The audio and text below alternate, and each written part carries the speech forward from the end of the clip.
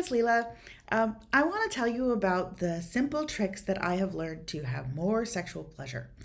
So I used to take me forever to orgasm, and frankly, part of it's just appreciate that middle age brings some benefits to women. The hitting your mid 30s or for some people 40s, you just have more of a sex drive, and that's great.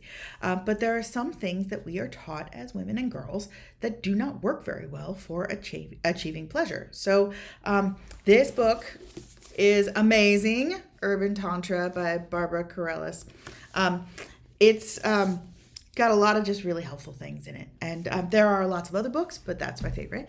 Rule number one is that we put a lot of brakes on in our head when it comes to sex and sexuality. And usually that is self-consciousness. It is stopping ourselves from fully receiving and feeling in our bodies. So one thing that Urban Tantra and kind of some other sources will tell you is relax and learn to give and then receive. So when you're receiving pleasure, accept it, feel comfortable with that. Know that it's something you deserve, something that is good for you, and give feedback to your partner, but breathe and enjoy and practice enjoying it. The other thing is that we put a lot of brakes on. We come up with a lot of no's to what's going on. It's important to give feedback, but it's also important to just take in what's happening and accept and enjoy.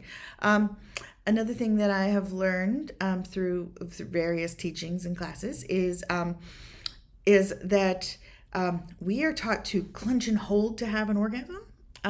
That does work for a small orgasm, or for some orgasms. And sometimes it can be good, but there's another way that you can go through it, which is to take deep breaths and to relax and open up instead of clenching. And that can lead to a whole different kind of experience and kind of a bigger kind of pleasure. And these are all rules of thumb that have worked for me, but don't necessarily work for everybody. Learning to appreciate giving is really important. And learning to take feedback with a thank you for telling me is also very important, because the more comfortable you are receiving feedback, the more comfortable you'll be giving feedback in a supportive way. And then also just realizing that this is all practice. It is not easy. We are not our perfect selves every time we show up to a situation. But the more you just embrace your authenticity and your true self and are honest with yourself about what you want and what feels good and what doesn't feel good, and leaning into those things that feel good and speaking up about those things that don't feel good, the more practice you have really being comfortable doing that, the more likely you're going to be able to advocate for yourself and actually get what makes you feel good. So just practice, keep ask. And practice isn't always in the bedroom. Practice can be things like asking if you can touch someone's hair, or touching your own hair, touching your own body, feeling what's good for your body. Knowledge is power. And then the final thing I want to tell you about is this thing that Barbara Carrellas calls the resilient edge of resistance.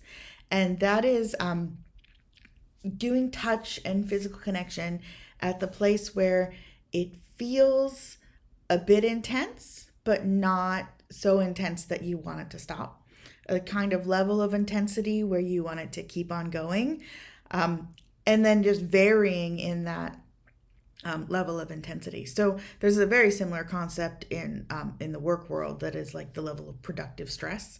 But it is that place where there's no panic, there's no feeling particularly overwhelmed, but there is a sense of pushing yourself. There's a sense of going a little bit beyond what's comfortable, but not so far beyond that it's hard. Anyway, hope that helps. There is so much to explore when it comes to really leaning into sexuality and sexual pleasure, and I hope you all have a lot of fun trying it out. So thank you very much, and have a great day.